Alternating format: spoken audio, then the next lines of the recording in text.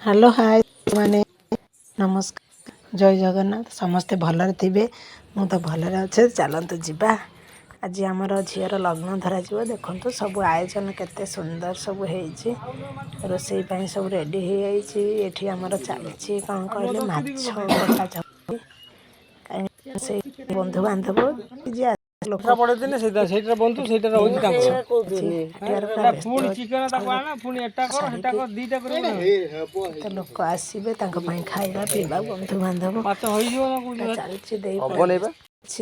ମୁଁ ଏପଟରେ କ୍ୟାମେରା ଧରିଛି। ଏଠି ସବୁ ରେଡି ହେଇଛି। ଖାଇ ହେଇଛି।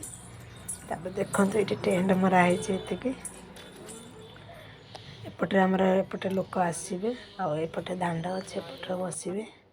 ଆଉ ଏଠି ସବୁ କାଲି ରାତିରେ ମଟର ସବୁ ବତୁରା ହେଇଛି। ପନିପରିବା ସବୁ ଏଇ ଘରେ।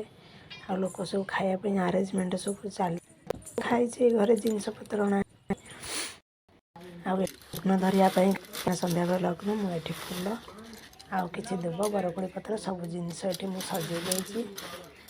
କାହିଁକିନା କେହି ଆସିଥିଲେନି ବନ୍ଧୁବାନ୍ଧବ। ଦେଇଗଲା ତୁ ଟିକେ ସବୁ ସଜାଡ଼ି ଦେଇଥା। ମୁଁ ସବୁ ସଜାଡ଼ିକି ରଖିଦେଇଛି। ଦେଖନ୍ତୁ ବାଡ଼ିରେ ସବୁ ଫୁଲ ହେଇଥିଲା। ଦେଇର ବାଡ଼ିର ଫୁଲ ତୋଳିକି ଆଣିଛି। ତୋଳିବାଟା ତ ଦେଖେଇ ପାରିଲିନି।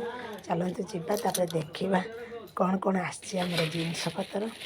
ଆମର ତ ଲଗ୍ନରେ ଦିଆଯାଏ ଆଉ ଗୋଟେ ଆଟାଚରେ ପିଲା ପାଇଁ ଯେତିକି ପୁଅ ପିଲାଙ୍କର ଯେତିକି ମାନେ ସେଭିଂ ଜିନିଷ ଆଉ ଯେତିକି ମାନେ ସେମାନେ ୟୁଜ୍ କରନ୍ତି ତାଙ୍କ ପାଇଁ ଯେତିକି ଯାହା ସମ୍ଭବ ଆମେ ଆଣିକି ରଖିଦେଇଛୁ।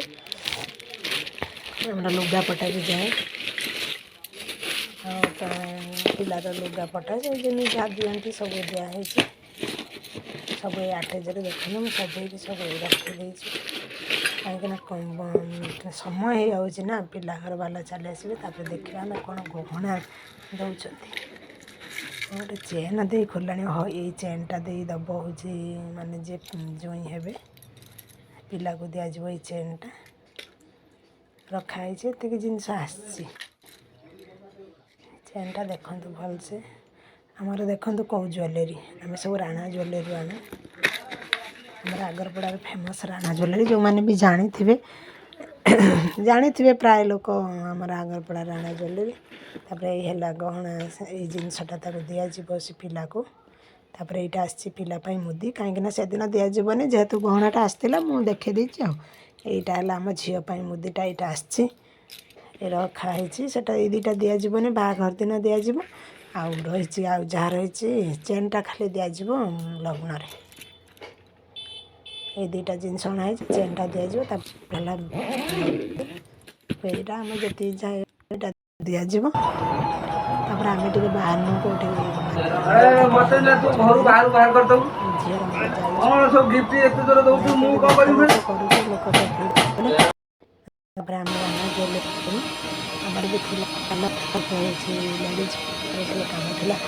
ଆମକୁ ଯାଇଥିଲୁ କି ବାହାଘର ଟିକେ ଗଜା ନାହିଁ ଆମ ଆଗରପଡ଼ାରେ ଆମେ ଟ୍ରେନରେ ଯାଇକି ଏଠି ଟିକେ ଖାଇଲୁ 2 ଜଣ 2 ଜଣ। ତାପରେ ହେଲା ମୁଁ ମୋ ପୁଅ ଆଉ ମୋ ଝିଅ ରାତିରେ ଯାଇଛନ୍ତି କୁଆଡ଼େ 2 ଜଣ। ଆମେ ବୁଲିକି ଜୁଏଲେରୀରୁ ଆସିନୁ। ରହୁଛି ଜୟ ଜଗନ୍ନାଥ।